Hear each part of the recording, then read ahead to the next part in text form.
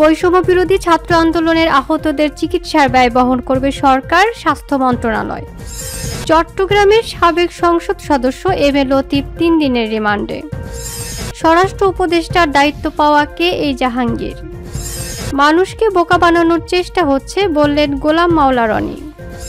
চট্টগ্রামে শেখ হাসিনা ও নওফেল সহ 34 জনের বিরুদ্ধে মামলা। আসসালামু আলাইকুম দর্শক, আমাদের হাতে থাকা সর্বশেষ সংবাদে আপনাদের স্বাগত। এতক্ষণ শুনছিলেন সংবাদ শিরোনাম, এবারে থাকছে বিস্তারিত। বৈষম্য বিরোধী ছাত্র আন্দোলনে আহতদের চিকিৎসার ব্যয় বহন করবে সরকার, স্বাস্থ্য মন্ত্রণালয়। বেসরকারি হাসপাতালগুলোতে চিকিৎসা নেওয়া বা চিকিৎসারত বৈষম্য বিরোধী ছাত্র আন্দোলনে আহতদের বিল না নেওয়ার জন্য অনুরোধ জানানো হয়েছে। একই সঙ্গে এসব বিল সরকার বহন করবে বলেও জানিয়েছে স্বাস্থ্য মন্ত্রণালয়। আজ শনিবার স্বাস্থ্য সচিব মোহাম্মদ জাহাঙ্গীর আলম স্বাক্ষরিত এক বিজ্ঞপ্তিতে একথা জানানো হয়। বিজ্ঞপ্তিতে বলা হয়, বৈষম্য বিরোধী ছাত্র আন্দোলনে আহতদের ব্যাপারে অনুসন্ধান করতে ছাত্র ও পরিবার কল্যাণ মন্ত্রণালয় এরই মধ্যে একটি কমিটি গঠন করেছে। এই কমিটির সদস্যরা তাদের কর্মপন্থা নির্ধারণ করতে আগামী রোববার বৈঠক করবেন। এতে আরও বলা হয়, বৈষম্য বিরোধী ছাত্র আন্দোলনে যেসব ছাত্র জনতা আহত হয়েছেন সরকারি হাসপাতালে তাদের বিনামূল্যে চিকিৎসা সহ যাবতীয় চিকিৎসা ব্যয় সরকার বহন করবে। এছাড়া বেসরকারি মেডিকেল কলেজ, হাসপাতাল, বেসরকারি হাসপাতাল ও ক্লিনিকে আহত ছাত্র জনতার চিকিৎসা বিল গ্রহণ না করার জন্য অনুরোধ জানানো হয়েছে এবং প্রয়োজনে এসব বিল সরকার বহন করবে।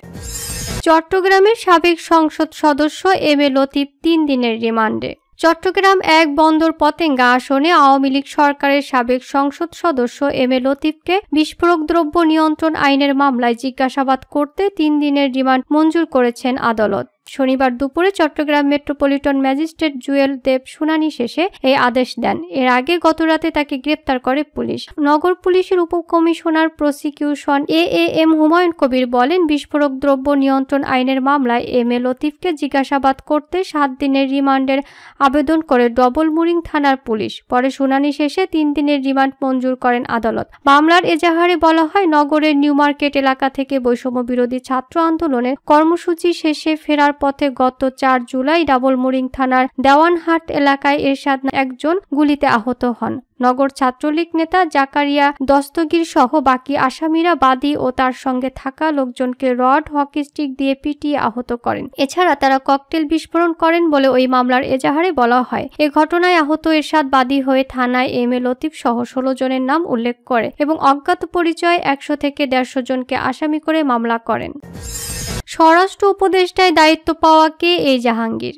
অন্তর্বর্তীকালীন সরকারের নতুন স্বরাষ্ট্র উপদেষ্টা হিসেবে দায়িত্ব পেয়েছেন লেফটেন্যান্ট জেনারেল জাহাঙ্গীর আলম চৌধুরী। এর পাশাপাশি কৃষি মন্ত্রণালয়ের দায়িত্ব সামলাবেন তিনি। শুক্রবার 16 আগস্ট বিকাল 4:10 আরও 3 উপদেষ্টার সঙ্গে শপথ নেন জাহাঙ্গীর আলম চৌধুরী। বঙ্গভবনে তাদেরকে শপথ বাক্য পাঠ করান রাষ্ট্রপতি মোহাম্মদ শাহাবুদ্দিন। এরপর তাদের মধ্যে দপ্তর বন্টন করা হয়। দপ্তর বন্টন ছাড়াও বেশ কয়েকটি মন্ত্রণালয়ের দপ্তর পুনর্বন্টন করা হয়েছে। এতে ব্রিগেডিয়ার জেনারেল এম সাখাওয়াত হোসেনের জায়গায় স্বরাষ্ট্র মন্ত্রণালয়ের দায়িত্ব পান লেফটেন্যান্ট জেনারেল জাহাঙ্গীর আলম চৌধুরী, আর এম সাখাওয়াত হোসেনকে দেওয়া হয় পাট ও বস্ত্র মন্ত্রণালয়ের দায়িত্বে। লেফটেন্যান্ট জেনারেল জাহাঙ্গীর আলম ভারতের বর্ডার সিকিউরিটি ফোর্সের সংঘর্ষের সময় এবং বাংলাদেশ ভারত সীমান্তে বঙ্গসেনা জঙ্গি গোষ্ঠীর সঙ্গে সংঘর্ষের সময় বিজিবির তৎকালীন বাংলাদেশ রাইফেলস বিডিআর-এর প্রধান ছিলেন। বাংলাদেশ সেনাবাহিনীর সাবেক প্রিন্সিপাল স্টাফ অফিসার ছিলেন জাহাঙ্গীর আলম চৌধুরী। একই সময় তাকে কোয়ার্টার মাস্টার জেনারেল পদে উন্নীত করা হয়। তাকে রাষ্ট্রপতির বাসভবন বঙ্গভবনে গিয়ে বাংলাদেশের তৎকালীন রাষ্ট্রপতি ডক্টর ইয়াজউদ্দিন আহমেদকে জরুরি অবস্থা ঘোষণা করতে বলার কৃতিত্ব দেওয়া হয়।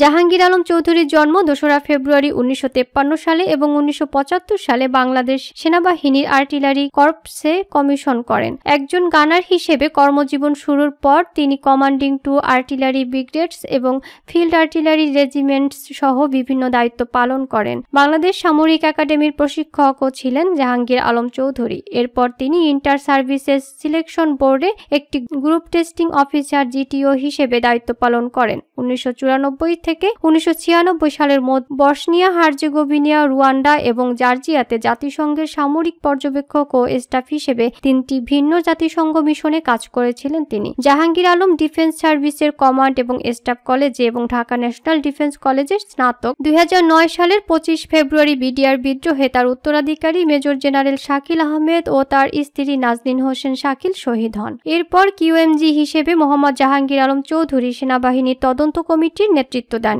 এরপর 2009 সালের 3 ডিসেম্বর তাকে পররাষ্ট্র মন্ত্রণালয়ে বদলি করা হয়। 2010 সালের ফেব্রুয়ারিতে তিনি সেনাবাহিনী থেকে অবসর গ্রহণ করেন। মানুষকে বোকা বানানোর চেষ্টা হচ্ছে, বললেন গোলাম মাওলা রনি। দেশ বিদেশের বিভিন্ন ইস্যু নিয়ে টক শো, ইউটিউব কিংবা ফেসবুক সর্বত্র সরব থাকেন সাবেক সংসদ সদস্য ও কলামিস্ট গোলাম মাওলা রনি। দেশের চলমান পরিস্থিতি নিয়েও তিনি নিয়মিত জাতিকে আপডেট রাখার চেষ্টা করছেন। এরই অংশ হিসেবে নিজের ভেরিফাইড ফেসবুক অ্যাকাউন্ট থেকে দেশের বর্তমান পরিস্থিতি নিয়ে একটি স্ট্যাটাস দিয়েছেন তিনি। আজ শনিবার বেলা 2:28 দেওয়া পোস্টে তিনি বলেছেন, সারা দেশে কি হচ্ছে? মানুষকে বোকা বানানোর চেষ্টা হচ্ছে। সমস্যা সমাধানের পরিবর্তে মানুষের সেন্টিমেন্ট নিয়ে নতুন খেলা শুরু হয়েছে। তিনি বলেন, জনাব সালমান এফ রহমান, আনিসুল হক পলকের বিরুদ্ধে গণরোষ তুঙ্গে, কিন্তু তাই বলে তাদেরকে যেভাবে অপমান করে গ্রেপ্তার, আদালতে নেওয়া, লোক লেলিয়ে অপমান করা, এটা মেনে নেওয়া যায় না। এগুলো মন্দ কাজ এবং ভবিষ্যতের জন্য অশনি সংকেত। মেজর জেনারেল জিয়াউল আহসান কোনোদিন ডিজিএফআই এর সঙ্গে ছিলেন না। তাকে বলা হচ্ছে আয়নাগরের কারিগর, অথচ জেনারেল আকবর, জেনারেল আবেদিন সম্পর্কে টু শব্দটিও নেই।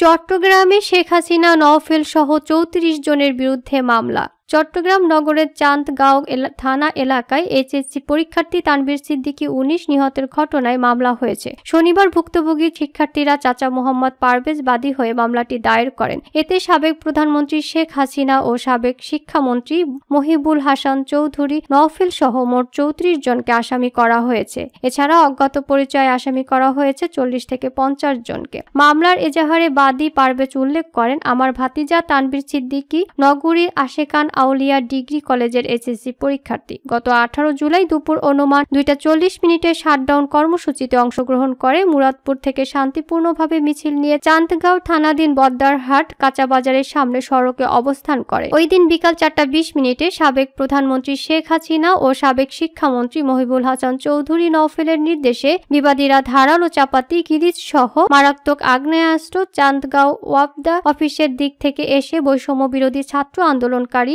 আমার ভাতিজা তানভীর সিদ্দিকী সহ অন্য শিক্ষার্থীর দিকে ইটপাটকেল নিক্ষেপ সহ এলোপাতারি গুলিবর্ষণ করতে থাকে। তিনি বলেন, এতে আমার ভাতিজা তানভীর সিদ্দিকী গুলিবদ্ধ হয়। কোটা সংস্কার আন্দোলনকারী সহ অনেকেই গুলিবিদ্ধ হয়ে গুরুতর আহত হয়। তাকে উদ্ধার করে চট্টগ্রাম মেডিকেল কলেজ হাসপাতালে নিয়ে গেলে চিকিৎসক পরীক্ষা নিরীক্ষা করে মৃত ঘোষণা করেন। একই স্থানে গুলিবিদ্ধ হয়ে চট্টগ্রাম বিশ্ববিদ্যালয় ছাত্র হৃদয় চন্দ্র তরুয়া, বয়স 23, ঢাকা মেডিকেল কলেজ হাসপাতালে এবং বদ্দারহাট কাঁচাবাজার মুদির দোকানের কর্মচারী পথচারী সাইমন প্রকাশ মাহিন 16 বছর চট্টগ্রাম মেডিকেল কলেজ হাসপাতালে চিকিৎসাধীন অবস্থায় মারা গেছেন। মামলার আসামিদের মধ্যে রয়েছেন মহানগর ছাত্রলীগের বরখাস্ত হওয়া সাধারণ সম্পাদক নুরুল আজিম রনি, চট্টগ্রাম সিটি কর্পোরেশনের কাউন্সিল এসলারুল হক, শৈবাল দাস সুমন ও নূর মোস্তফা টিনু প্রমুখ। প্রসঙ্গত, এ নিয়ে 5 দিনে শেখ হাসিনার বিরুদ্ধে 6টি মামলা হলো।